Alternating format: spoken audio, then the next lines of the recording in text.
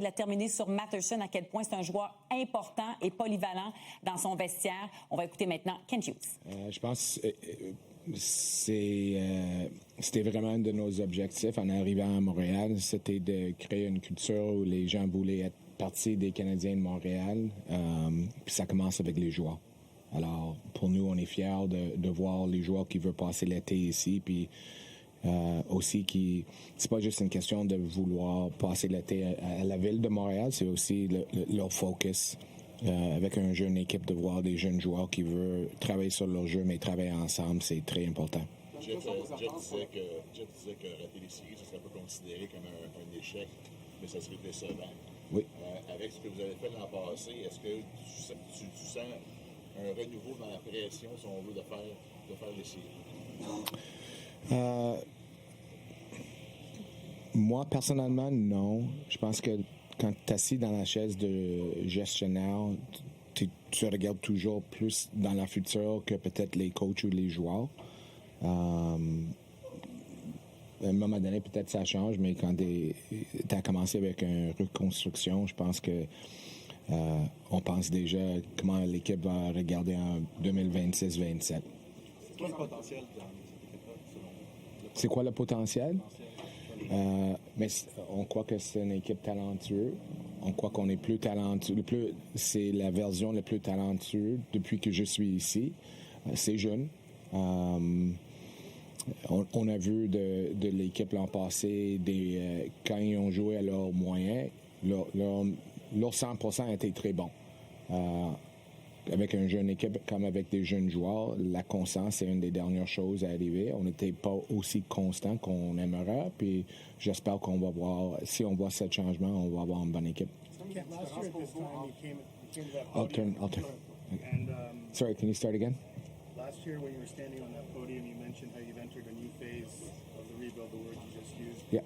Did making the playoffs last year enter a different phase, or are you still mostly in the same phase as you were a year ago?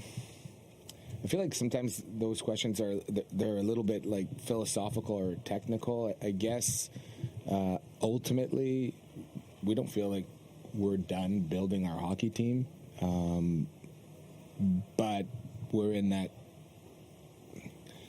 phase or sequence where we're constructing the hockey team, right? It's not just, I guess our priority isn't just being as efficient as we can in terms of our asset management. If we have to overpay to do something to get a specific player that we think is important to the future of our team, then we'll do it. Vous savez que la différence entre les attentes de la direction et les attentes du côté des joueurs. Il y a un an, la direction parlait du mix. Les joueurs nous parlaient déjà des séries éliminatoires. Nick Suzuki a déjà dit plus tôt cet été, le but, c'est de remporter éventuellement la Coupe Stanley et de travailler pour ça. Est-ce qu'il y a une différence entre les attentes des dirigeants et celles des joueurs? Qu'est-ce qui explique ça pour vous?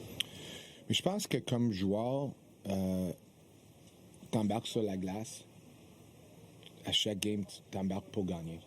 J'espère. Ils savent que c'est probablement pas réaliste, mais j'imagine qu'ils aimeraient gagner 82 matchs dans la saison régulière l'an prochain. Je crois pas qu'il y ait une différence dans les attentes. C'est comme j'ai dit, c'est plus qu'on est toujours en regardant par en avant, tandis que les joueurs, ils vivent dans le moment. Puis j'espère qu'à chaque fois qu'ils embarquent sur la glace, ils attendent de gagner le match. Jeff tantôt disait « What's next pour le Canadien? » C'est quoi justement la prochaine étape à tes yeux pour le Canadien? Mais comme j'ai dit tantôt, je pense que la constance, c'est une des choses très importantes individuellement autant que collectivement. On a eu 2 séquences très bonnes après Noël, mais entre ces 2 séquences, je pense qu'on a gagné un des 9 matchs. On l'a vu dans l'histoire des jeunes équipes, c'est une des dernières choses qui arrivent. On a parlé de ça avec les joueurs, mais là, on parle de ça avec notre équipe. Alors pour moi, de voir une équipe capable de gérer les up and downs d'une saison d'une meilleure façon, ça sera certainement un des objectifs. Est-ce que vous avez assez d'expérience pour justement gérer ça? Parce que vous avez quand même perdu des gars plus âgés cet été. Tout ça. Mais c'est comme j'ai dit, Arpin, on est encore en train de construire une équipe. Puis on a plusieurs besoins qu'on doit regarder. Je dirais pas des trous, mais on va voir si on a des trous. C'est pour ça qu'on joue les saisons. C'est pour ça qu'on pense toujours à, pas juste à aujourd'hui, mais à demain. Tu parles d'un besoin de construire une équipe cette saison avec Gavin McKenna qui est vu comme un prochain phénomène. Est-ce que ça pourrait ouvrir la possibilité des transactions plus rapidement dans la saison s'il y a des équipes qui veulent reconstruire plus vite? En théorie, oui. How would you describe the landscape right now, though, in terms of everything seems frozen? It has been for a while. I think, probably several teams anticipated some sort of player transfer window opening. How do you foresee that, or how do you gauge the temperature in that regard? Well, I mean, this was by far the quietest summer I've had since I've been here. I felt like there were periods of time where I was golfing or doing something, feeling guilty, and get off the course and call people to say, like, am I the only one? Like, am I missing something? So it's been quiet. All we can do is stay in touch with people and try to have our finger on the pulse of the league and the different teams in case something's happening that could make sense for us. Vous avez repêché Slavkovski au premier rang du repêchage de 2022 en disant on n'a pas repêché nécessairement le meilleur à 18 ans, on a repêché pour que tu deviennes le meilleur dans le futur. Est-ce que, considérant son rang de sélection puis l'expérience qui commence à emmagasiner, vous pensez qu'il est prêt à atteindre une autre étape? Puis quelle serait cette étape-là pour Uri spécifiquement? Je pense que c'est Uri continue à apprendre des choses comme joueur, ajuster son jeu. On a vu ça de lui, premièrement, constance, mais aussi la côté physique de son jeu. Okay? Chaque joueur doit jouer, comment est-ce que je peux l'expliquer en français? Selon ses forces. C'est ça. Puis c'est un avantage que Uri a sur 95% de la ligue. Puis il le sait, puis il va continuer à apprendre comment servir de cet avantage. Quand il y a quelques mois, tu as mentionné que tu étais dans un mode où tu étais prêt à surpayer pour améliorer ton équipe, pour payer un prix assez cher. Est-ce que tu es toujours dans ce mode-là aujourd'hui, cet automne? Puis qu'est-ce que ça veut dire pour toi, là où est rendue l'équipe, surpayée? Surpayer, la réponse est oui.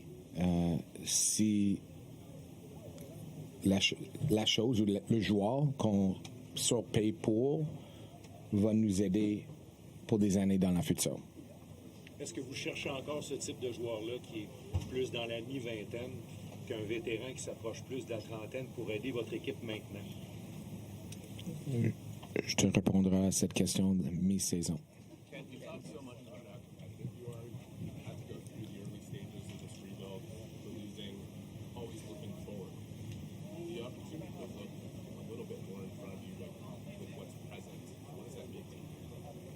Can you say that again? What does it mean to you to be a little more focused on the present? I know you're still building your team, like you said, but just how much more important the games are now. What does that mean to you to be in that stage? Well, it's pretty exciting when you show up at the rink, and the most important thing is the outcome of that game, right? I think any athlete or anybody involved in, it doesn't matter if it's involved in sports or in what you do in life, I think competitive people want to win. My wife would accuse me of wanting to beat my 5-year-old in cards. So for me personally, to go to the rink hoping that we're winning a hockey game or making the playoffs, that's why I took this job, right? I didn't, but you had to have the patience to try to not try to skip steps, I guess, and make mistakes that would, out of serving that self-competitive purpose and ultimately derail what we're trying to do. What are you hoping to get out of John Boy now? How does it feel with the increased expectation from the fan base this year now that we made the playoffs? I don't worry about that, to be perfectly honest. I mean, their support's been unbelievable since I've been here. I think the players feel the same way, and we feel fortunate to have a fan base that's that passionate. Fans are torn because they want the Canadians players to play at the highest competitions for their respective national teams.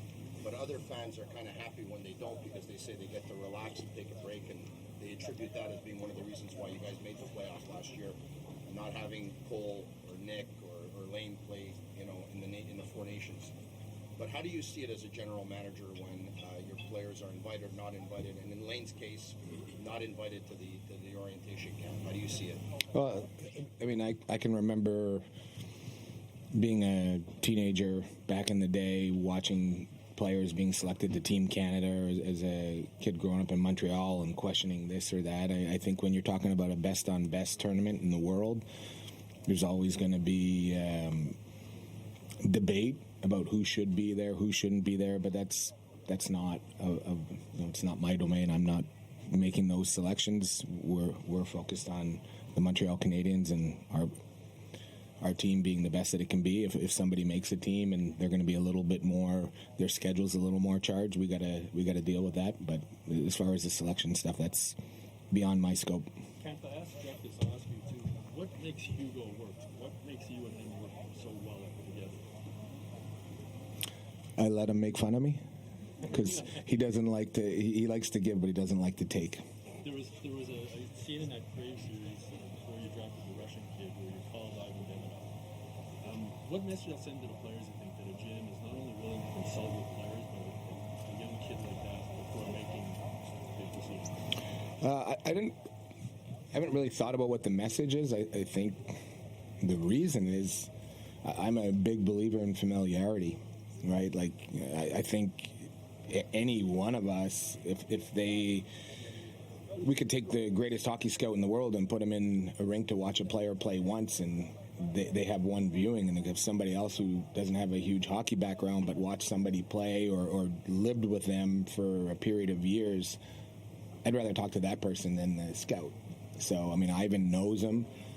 Ivan knows what it takes to get to where he's achieved, and Ivan's an incredibly hard-working kid.